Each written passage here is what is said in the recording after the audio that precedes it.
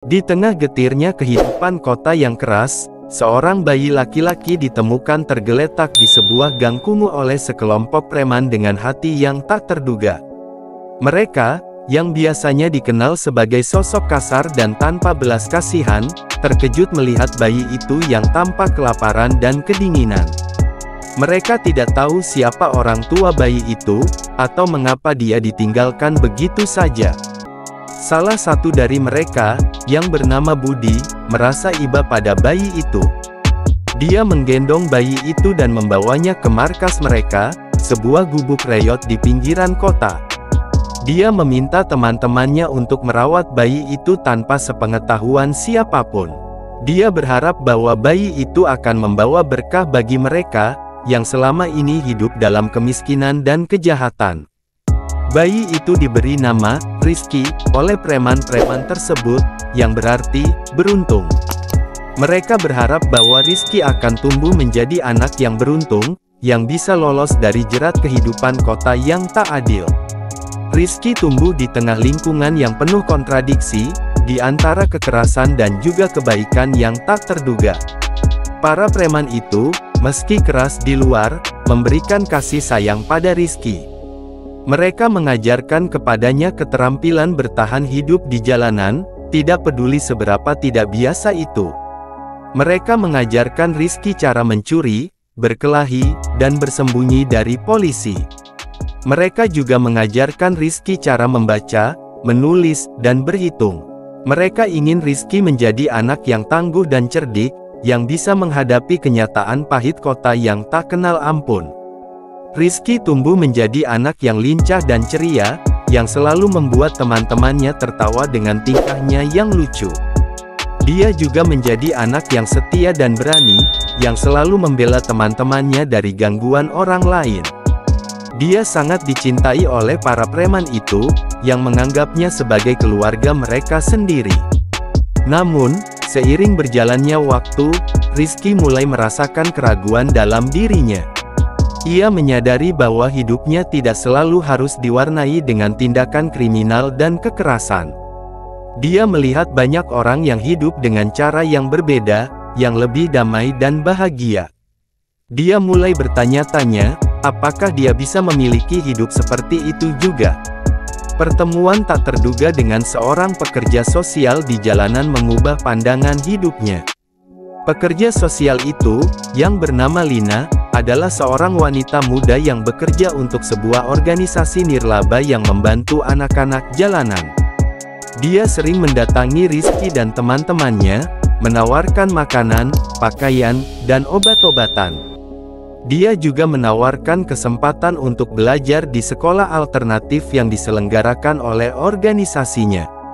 Rizky awalnya menolak tawaran Lina, karena dia merasa tidak nyaman dengan orang asing.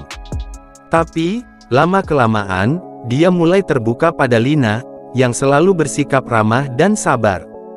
Dia mulai menyukai Lina, yang selalu memberinya perhatian dan pujian. Dia juga mulai tertarik pada sekolah, yang menawarkan pelajaran yang lebih menarik dan bermanfaat. Berkat bimbingan Lina, Rizky mulai merasakan keinginan untuk berubah. Dia menyadari bahwa dia memiliki potensi lebih besar, dan hidupnya bisa memiliki tujuan yang lebih mulia. Dia ingin menjadi orang yang berguna bagi masyarakat, bukan beban. Dia ingin membuat orang-orang yang mencintainya bangga, bukan kecewa. Meskipun dihadapkan pada tantangan besar, Rizky memutuskan untuk meninggalkan jalur kejahatan dan mencari kehidupan yang lebih baik. Keputusan Rizky tidak mudah diterima oleh teman-temannya. Mereka merasa Rizky telah mengkhianati mereka, yang telah merawatnya sejak kecil. Mereka merasa Rizky telah terpengaruh oleh Lina, yang mereka anggap sebagai musuh. Mereka mencoba untuk menghalangi Rizky dari pergi ke sekolah, bahkan dengan cara-cara yang kasar. Rizky sangat sedih dan bingung. Dia tidak ingin menyakiti teman-temannya, yang telah menjadi keluarganya. Tapi, dia juga tidak ingin menyerah pada cita-citanya, yang telah menjadi harapannya. Dia berusaha untuk meyakinkan teman-temannya, bahwa dia masih mencintai mereka, dan tidak akan melupakan mereka.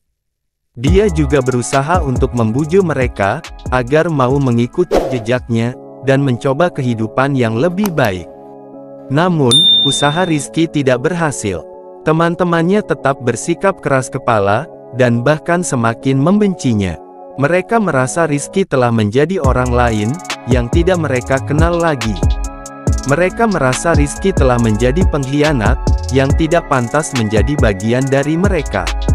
Suatu hari, Rizky mengalami kejadian yang mengubah hidupnya selamanya. Ketika dia sedang dalam perjalanan ke sekolah, dia diserang oleh teman-temannya, yang ingin menghentikannya. Mereka memukuli Rizky dengan brutal, tanpa ampun. Mereka juga mengambil semua barang-barang yang dibawa Rizky, termasuk tas, buku, dan uang. Rizky terluka parah, dan tidak sadarkan diri. Dia ditemukan oleh Lina, yang kebetulan lewat di tempat itu. Lina segera membawa Rizky ke rumah sakit, dan memanggil polisi. Dia sangat marah dan sedih, melihat Rizky yang terbaring lemah di ranjang. Di rumah sakit, Rizky mendapatkan perawatan yang intensif. Dia mengalami patah tulang, luka-luka, dan perdarahan. Dia juga mengalami trauma psikologis, yang membuatnya sulit untuk berbicara. Dia membutuhkan waktu yang lama untuk pulih, baik secara fisik maupun mental. Sementara itu, teman-temannya yang menyerang Rizky ditangkap oleh polisi, dan diadili di pengadilan. Mereka mengaku bersalah, dan meminta maaf kepada Rizky. Mereka mengatakan bahwa mereka menyesal, dan tidak bermaksud untuk menyakiti Rizky. Mereka mengatakan bahwa mereka hanya ingin Rizky kembali ke mereka, seperti dulu. Rizky mendengar pengakuan teman-temannya, dan merasa kasihan pada mereka. Dia memaafkan mereka, dan berharap mereka bisa berubah menjadi lebih baik. Dia juga berterima kasih kepada mereka, karena telah merawatnya sejak kecil. Dia mengatakan bahwa dia masih menganggap mereka sebagai keluarganya, meskipun mereka telah menyakitinya. Dengan tekad dan usahanya, Rizky mulai mengubah hidupnya. Ia memulai dari bawah, mencari pekerjaan yang sah dan belajar untuk memperbaiki kesalahannya di masa lalu. Dia bekerja sebagai tukang sapu di sekolah, dan belajar dengan giat di kelas. Dia juga mengikuti berbagai kegiatan ekstrakurikuler, seperti olahraga, seni, dan musik. Dia menunjukkan bakat dan prestasinya, yang membuat guru-guru dan teman-temannya kagum. Meskipun masa lalu sulit dihapus, Rizky bertekad untuk membangun masa depan yang lebih baik. Dia ingin membuktikan kepada dirinya sendiri, dan kepada orang lain, bahwa dia bisa.